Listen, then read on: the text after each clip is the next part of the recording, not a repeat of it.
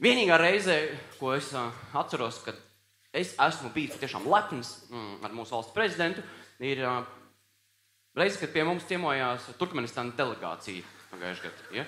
Tā bija tāda vienīgā reize. Gadījumā, ja palaidāt garām, kaut kur tur bija TVNetā raksts par to, pie mums bija Turkmenistānas delegācija, ja, un Bērziņkungs viņus sagaidot, teica, ka forši, ka jūs tur atbraucāt, ja, jūs tur Turcijas prezidents, viss tā Turcijas delegācija. Ja. Man likās stilīgi. Come on. Ja. Es ticu, ka kāds no malas arī kliedz, tie nav turki. Turkmenistāna pilnīgi cita. Come on, kāda atšķirība. Viņi pie mums atbrauc, viņiem kaut ko vajag. Tad... Ēdiet. Ja? Man liekas gaumīgi. Jā, bet tas nav vienīgais. Teicu, mēs apstīsim 3 pirmās valsts amatpersonas Solvita Āboltiņa, Saeimas priekšsēdētāji, Saeimas spīķers, ja, kur jau amata nosaukumā ielikts, ka būs liels runas vīrs. Pamanāma viņi ir, ja, tādā ziņā. Pūlī nepazudīs. Ja tas nav Dinamo fanu pūlis, protams, ja. Solvitā, oh my God, kur viņi ir? Solvitā, nav. Ja, un tiklīdz sāk runāt, tā pūlis sāk svilpt. Ja. Nezinu, ko tas liecina par oratoru spējām, ja, bet par klausītāju spējām gan tas arī neko labu neliecina. Es skatījos to Dinamo spēli, to video, tās beigas, kad viņi nāca to uzrunu teikt, un visi svilpi, viņi nevar pateikt. Nebija smuki.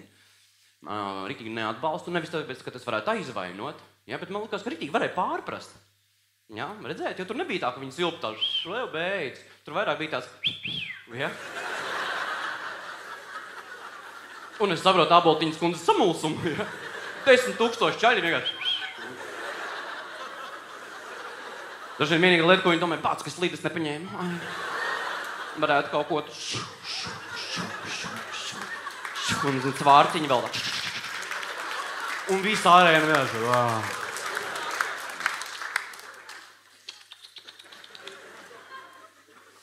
Ļoti labi viņi var saprast. Jā. Ministru prezidents Valdis Dombrovskis. Ja mēs skatāmies, kāds orators ir mūsu ministru prezidenta kungs. Ministru prezidenta gadījumā, man liekas, tas ir vissarežģītākais no iepriekš minētajiem. Ja, tas ir vissarežģītākais gadījums, un lai mēs uzreiz ķertot pie lietas, es gribētu konkrēti citātu, un pēc kura vadoties, tad arī es veicu analīzi. Ja, kaut kur YouTube'ā redzēju. Tā ir, sapcīt, maģiska vieta, ja tur visu var atrast. Ja es kaut ko nezinu politikā, kas YouTube principā ir mans galvenais tāds politiskais padomdevējs, ja stāsta, kas jauns politikā, kāpēc kaut kādiem atsevišķiem slāņiem bļoda netīra, ja kaut kādi pārpratumi. Ja tur viss ir vienkārši, viss, kas ir svarīgs, viss tur ir. Jā, pilns ar bļodām, jā. Es noskatījos to video, man likās, ka varētu kaut kādu joku, ja. Bet viņš tur visu laiku lamājās, ja, un ir ierēbis. Nezināju, ko lai tur tādu beigos stāst. Vienīgais, kas man ienāca prātā, ko varētu uztaisīt joku, var vienkārši iztulkot jauniešu to sakāmo. Kādēļ bļoda netīra? Kādēļ bļoda netīra? Kādēļ bļoda netīra? Un es domāju, huļaši to stāstīšu. Vienkārši nekādā... Es negribās ne lamāties, neko, un nav nekāda sakara arī politika. Jā, bet tātad... Kaut kad aizvadītajā gadā Dombrovska kungs preses konferencē nāk klajā ar paziņojumu, ka valdība iesniegus Saeimā budžeta grozījumus, kas pirmo reizi pēdējo 5 gadu laikā paredz papildus līdzekļu piešķīrumu prioritārajām nozarēm. Ja? Noklausījos paziņojumu, paziņojums, viss skaidrs, tad riktīgi mums ilgi nav bijusi nauda, nekur lieka, tagad pēkšņi ir un riktīgi piešķirsim tagad tam nozarēm. Bet tas ir no informācijas viedokļa, kas ir tajā teikumā. Ja, jo tā intonācija, kādā viņš paziņo to, mums riktīgi nebija nav, un tagad mēs piešķirsim, viņi būs riktīgi laimīgi visi. Ja, liekas, nabaga prioritārās nozares. Ja, kas ir tie līdzekļi, ko viņiem piešķirs? Ja, Dombrovskungs, man liekas, ir viens no tiem retajiem cilvēkiem, kas var pateikt frāzi, hei, es atradu piečuku tādā intonācijā, kādā parasti saka, tikko čiriku pakāsu. Hei, tikko piečuku atradu. Ja. Nevar saprast, tā ir laba ziņa vai slikta ziņa. Kāpēc tik bēdīgi? Ja, jo teikumā abas šīs lietas, gan informācija, gan intonācija, viņas ir cieši saistītas. Ja? Tā kā ikdienišķa situācija, kāds jums pienāk uz ielas, ja, un smukstat, čau, iet 20 centīmus. Ja? Tur viss skaidrs, jūs viņu ienīstat, iedot 20 centīmus, visi laimīgi. Ja? Ja viņš kaut ko nepasaka, līdz galam pienāk 20 centīmi. Kas tagad būs? Tu man tos 20 debelsies, kas jādara? Vāks. Abas šīs lietas tur ir ārkārtīgi svarīgas. Jā, un nav tā, ka es gribēju vienkārši pastāstīt, tur politikā bēdīgi, nav neviena oratora. Nē, es domāju arī iet viņiem palīgā, un tāpēc arī pats esmu nolēmis beidzot iet politikā. Šitādu atbalstu parasti iet prom no politikas. Nekas, es saprotu. Droši nevarat noticēt savai veiksmei, laimei. Tiešām beidzot. Jā, esmu nolēmis dibināt politisko partiju ar nosaukumu Skaistā partija. Jā. Iespējams, tiem, kas sako līdzi politiskajiem procesiem, jūs domājat, ka kaut kādas līdzības ir ar arī jaundibinātu partiju Skaistā nākotne. Nē, nav. Mums pilnīgi atšķirīgi koncepcija un arī nosaukumi. Nosaukumi arī ir pilnīgi atšķirīgi, jo viņu gadījumā, nosaukuma Skaistā nākotne gadījumā, vārds Skaistā ir īpašības vārds. Ja? Manā gadījumā tas ir lietvārds ģenetīvā. Ļaušu sarēķināt. Kā partija mana? Jā, Skaistā partija, jā. Ja, un iespējams jūs tagad skatāties uz mani un domājat, kā es nonācu līdz tādam nosaukumam, ja? Ar tādu ārienu. Plāns ir ļoti vienkāršs. Es gribētu savā partijā uzņemt tikai un vienīgi izteikti izskatīgus cilvēkus, ja? Tur Andris Būlis, Markus Rīva, tur Lietskalniņa, Zeltiņa, var sakot, ja? Privāto galu. Ja kāda ir mani skaistuma kritērija, es gribētu partijā būt neglītākais. Ja? Kaut kur stūrī sēdēšu, piedēšu bērnus. Es, protams, saprotu, ka tas nav tik vienkārši uztaisīt politisko partiju un lūk tev politiskā vara. Es saprotu, ka tur ir gaidām asiņaina cīņa, un tā es arī esmu sagatavojies, konsultējoties ar juristiem, ja, YouTube'ā. Mēs kopā izstrādājām tādu politiskās cīņas stratēģiju ar nosaukumu Apvaino un atvainojies. Abreviatūra ir A un A, jeb Auna, ja, kas ir aitai čalis ģenetīvā. Un kā šī...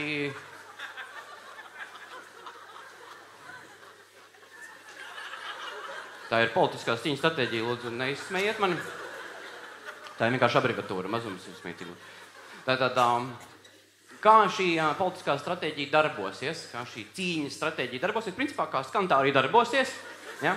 Vienā teikumā es apvainoju, otrajā uzreiz atvainojos. Ja? Iedomājieties, piemēram, sasaucu preses konferences, tur atbrauc visi ziņas, tur portāli, tur panorāma, visi viņi ir kopā, un tad es nāku klajā paziņojumu, kaut ko tādu ļaunu, tādu rafinētu, kaut ko tādu.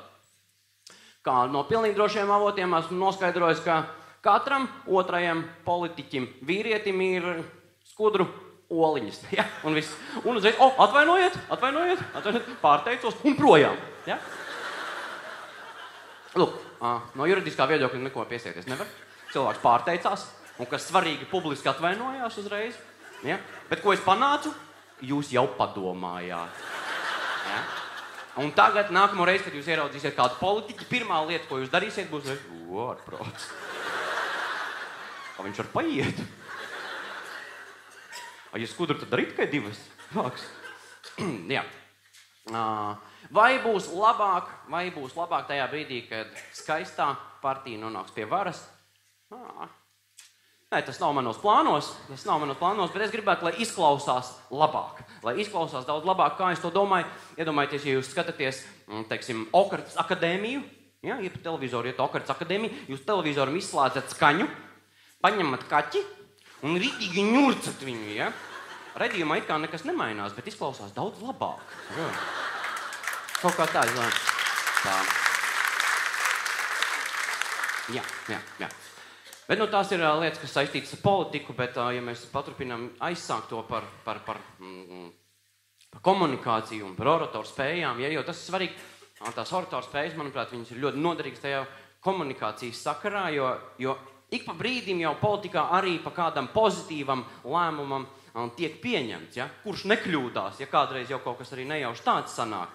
Bet tajā brīdī, kad mēs to uzzinām, kad mums to pavēsta, nemaz tik labi tas vairāk neizklausās. Ja? Un nav tā, ka problēma ar komunikāciju ir tikai politikā.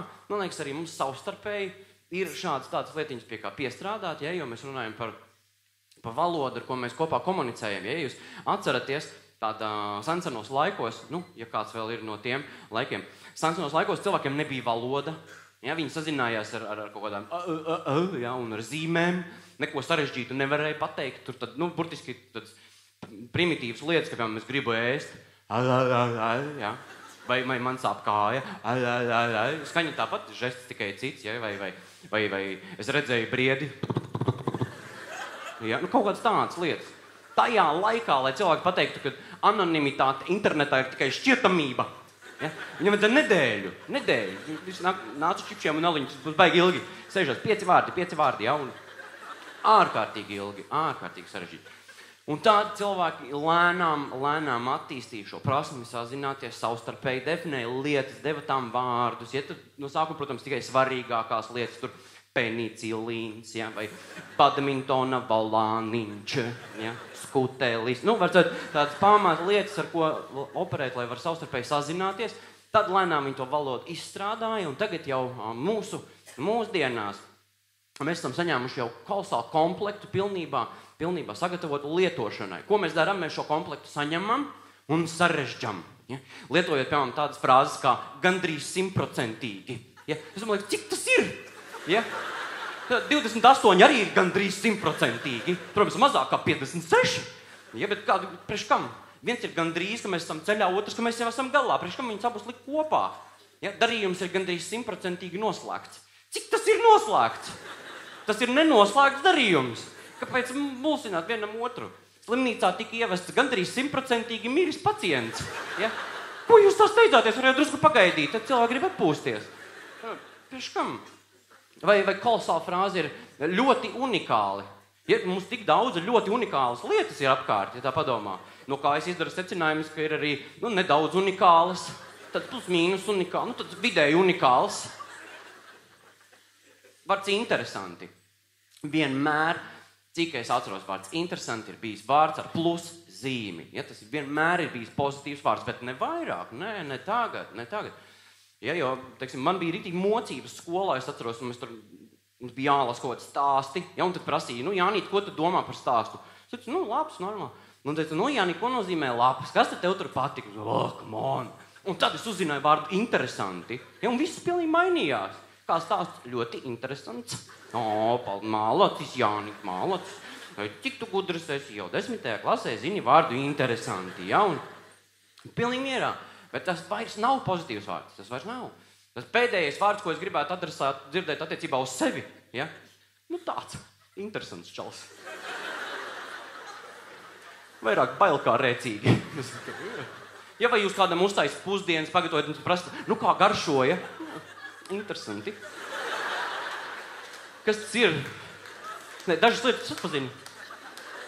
Un tās tieši, man liekas, manī sāk atdzīvoties tagad. Tā. Kāpēc? Bija tik jauks vārds. Vai tāpat literārā valoda arī. Ja, ik pa brīdim ir tā, ka sagribās palasīt grāmatu, bet es negribu dienām tur pavadīt pie grāmatas. Ja? Mūsdien straujajā pasaulē nav tik daudz laika, lai es varētu dienām lasīt. Bet grāmata to neļauj.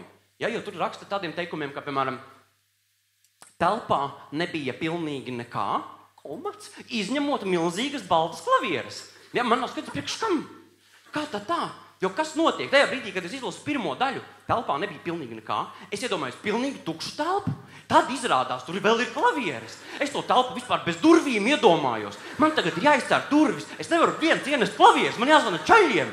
Čaļi tāpat nebļoks, man būs jātaisa ēst. Viņi paēdīs, piedarsies, paliks par nakti. Es gribēju drusku palasīt. Saproti. Kāds vajag?